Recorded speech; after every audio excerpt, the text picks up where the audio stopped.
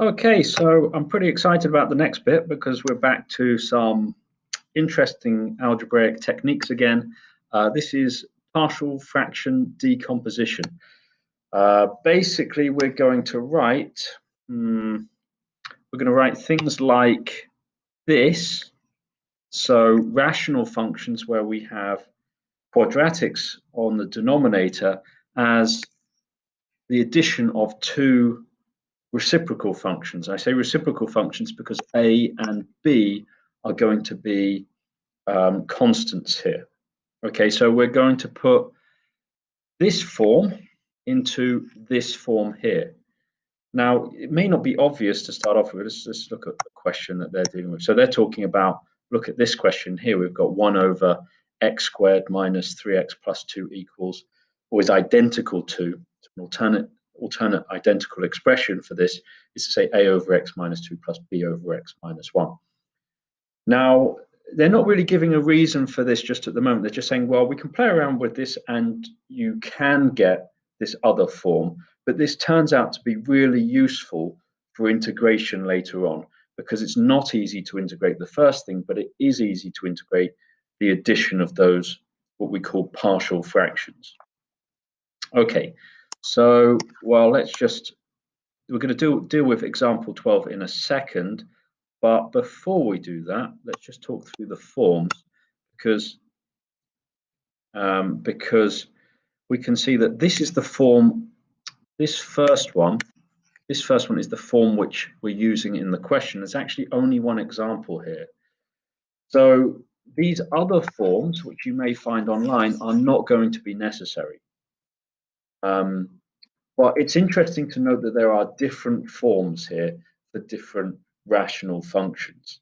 So if you've just got a linear function on the top and a quadratic function on the bottom, and if you can factorize the denominator there, then we can put it in this form here. I'll show you that in a second. And if you've got a linear function and a quadratic function, but one of the brackets is repeated here, one of the factors is repeated, then if you simply had x minus a and x minus a and not this squared on here, then you could just add these two numerators together directly.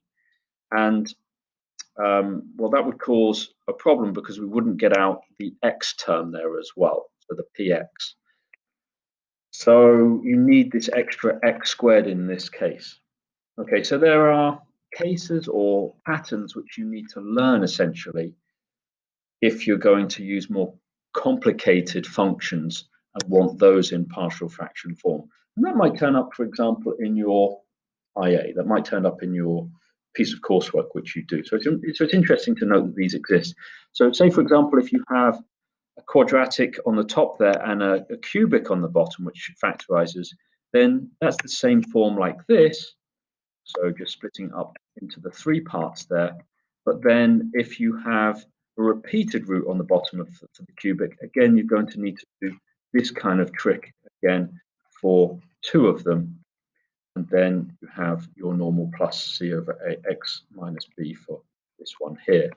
Okay, and you can see how it's developing. You can see this one, they've just split into this and this. And so that one works. And sometimes we can have functions on the numerator which are of a higher order than the functions on the bottom. So you could have, for example, cubics on the top and quadratics on the bottom, and in which case you're going to need to do a division of polynomials before you can get down to using partial fractions. Division of polynomials will turn up later. Okay, anyway, you might just skip through all of this, to be honest, because we only really need this one at the top. Okay, so let's steal that question, copy this, and it says express this in partial fractions. So we need to set this one up, and there's a couple of ways of doing this actually, but let's set this up in terms of x squared plus x minus 2, minus 2 there on the bottom, and we can say is equivalent to, because we're finding an equivalent expression here, for a and b, just two constant terms, so don't involve x. And oh, I forgot to actually do my factorization, but my factorization of this is pretty straightforward.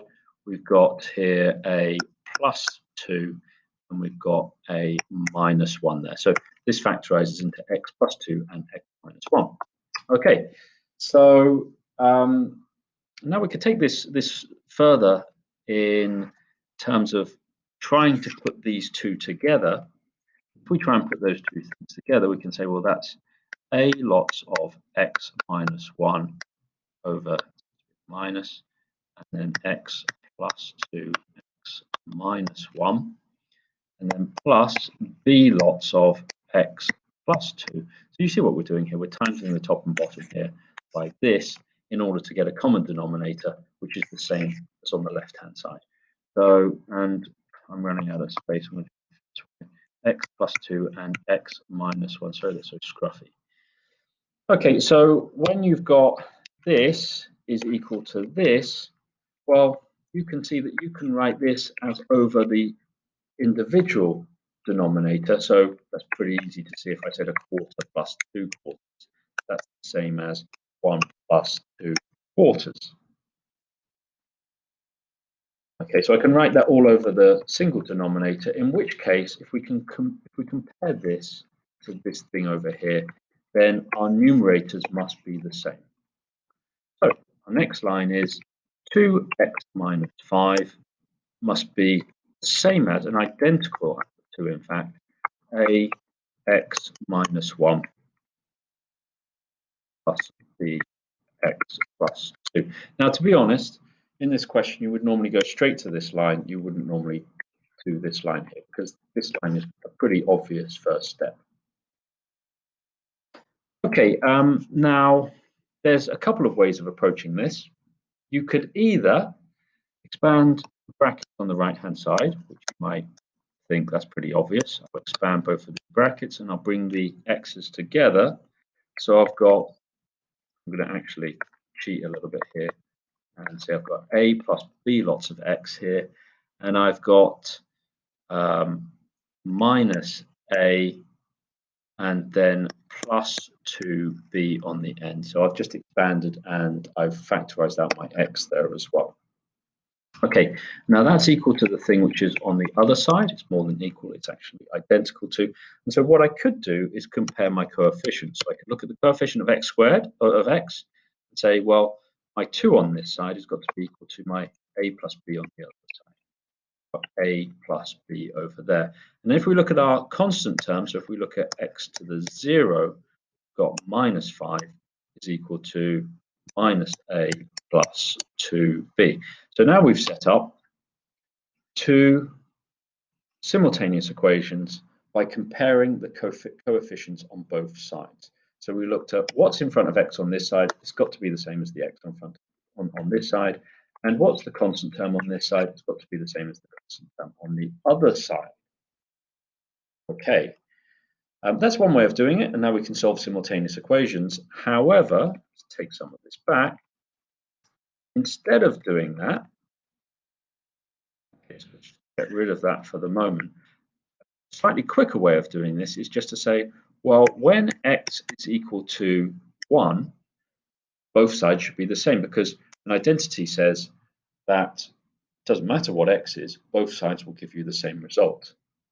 A bit like when I say x plus x is identical to 2x. If I put 5 in there, if I put 10 in there for x, it's still going to give me the same answer on both sides. Okay, so when I put in x is equal to 1, you will notice that I get 2 minus 5 here.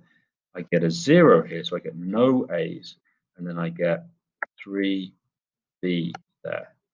Okay, so now I've got minus 3 is equal to 3b, and that's a really quick way of getting down to b is equal to minus 1. Now, obviously I can use the same trick over here by saying, well, what happens when x is equal to minus 2? And same thing, this is going to disappear. I'll end up by getting 2 lots of minus 2's minus 4. Minus 9 on the left-hand side is equal to minus 2 inside here is going to give us minus 3a, and so I'm getting out a is equal to 3. Now, the only thing left for me to do is to substitute in the B and the A into here and here to finish the question off. And now I've expressed the original expression in terms of partial fractions. Okay, and then we are done. Let's just check what the answer says in the book. There we go. They've for some reason got a ... at the bottom there. I think they mean is identical to. So if you see where they've got a ... in their last line there, they just mean to say those two things. Okay, so they talk about checking this with a graph. It doesn't actually ask you to do that, but if you do graph it on your calculator, that you will see that you've got asymptotes when x is -2 and when x is 1. Okay, so you've got those two vertical asymptotes in that case as well. Interestingly, with this one, take this and stick this one here.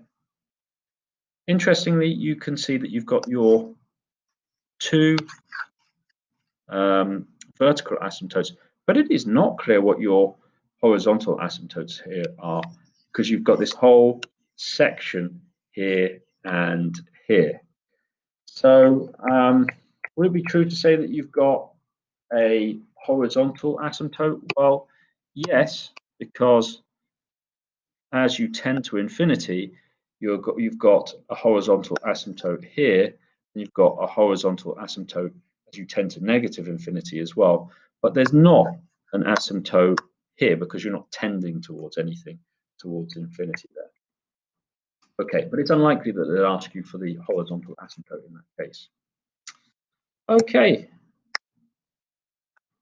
Right, so 2f, express these in partial fractions.